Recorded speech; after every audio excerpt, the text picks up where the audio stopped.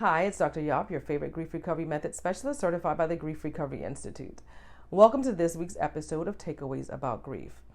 Our topic for this week covers how ill-prepared others are to help us deal with loss. Let's have a quick chat about grief.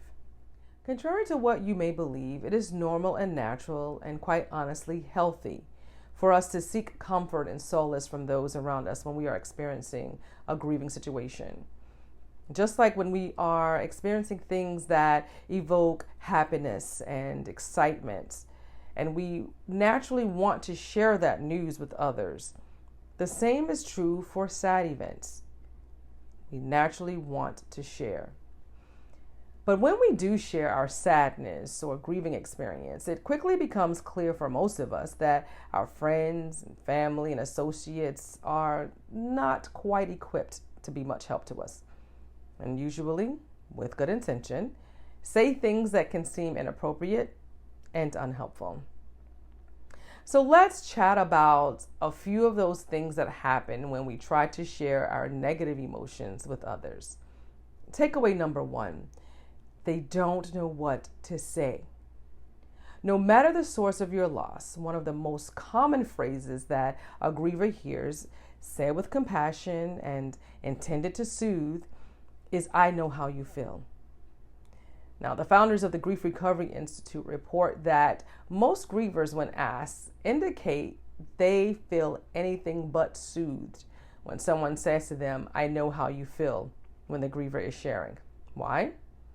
Quite simply because every relationship is unique, without exception.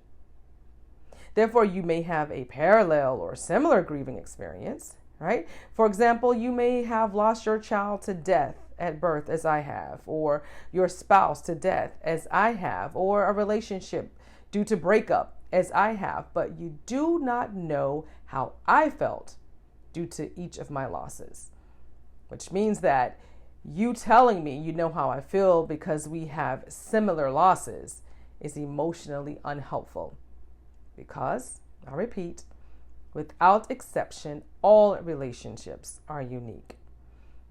Takeaway number 2, others are afraid of our feelings. You see, we've been socialized at an early age to believe that having sad, painful, or negative feelings, and specifically showing those negative feelings, is somehow not appropriate. Right? We learn the fear that others have from statements like "big girls and boys don't cry," or "if you're going to cry, go to your room," or "get a hold of yourself. Keep a stiff upper lip. Be strong. You can't fall apart." And because as a society, we are so uncomfortable when others are displaying painful emotion, it causes a fear in the grievers as well. Grievers become afraid to actually show what is the normal and natural reaction to an emotional loss. And we remain stuck in the loop of grieving based on myths. Takeaway number 3, how many times have you tried to share your emotions and the person to whom you are sharing tries to subtly do what? Change the subject. I'll give you a personal example here. When my late husband and I lost our son at birth, 24 years ago this month, and I was asked how I was doing.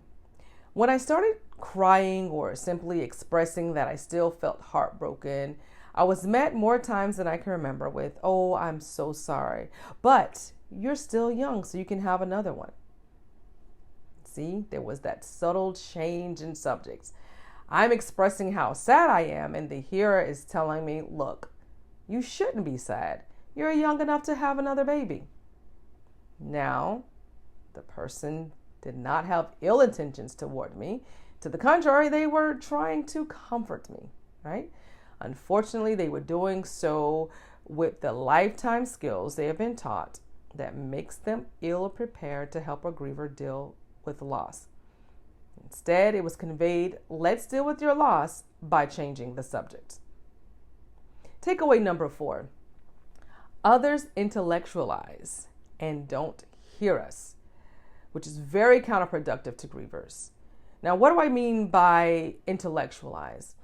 That means responding to a griever with something that may be intellectually true, but not emotionally helpful. And the reason intellectualizing does not work is because grief is emotional, not intellectual. So when grievers constantly are being told things that appeal to the intellect, they are in essence being told they should not deal with the feelings they are experiencing. Why? Again, because society is uncomfortable dealing with pain and sadness. So instead, with good intention, we say things like he's in a better place, or she's no longer in pain, or be grateful you had them for so long, or you will find somebody else, right? And one of the major ones, God will never give you more than you can bear. The last part of this takeaway, society has not prepared us to listen, to truly hear what a griever is saying.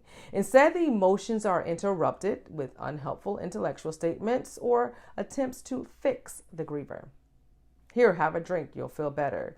Don't feel bad, we will get a new pet this weekend. The bottom line is grievers want to be heard, to have their emotions acknowledged by something as simple as a silent hug. Grievers do not want nor need to be fixed. So let me teach you how to discover the myths about grief that you've been socialized to believe that keep you stuck in the loop of grieving in an improper way. Text me at 813-324-4474 to learn more about the Grief Recovery Method and to register for online sessions.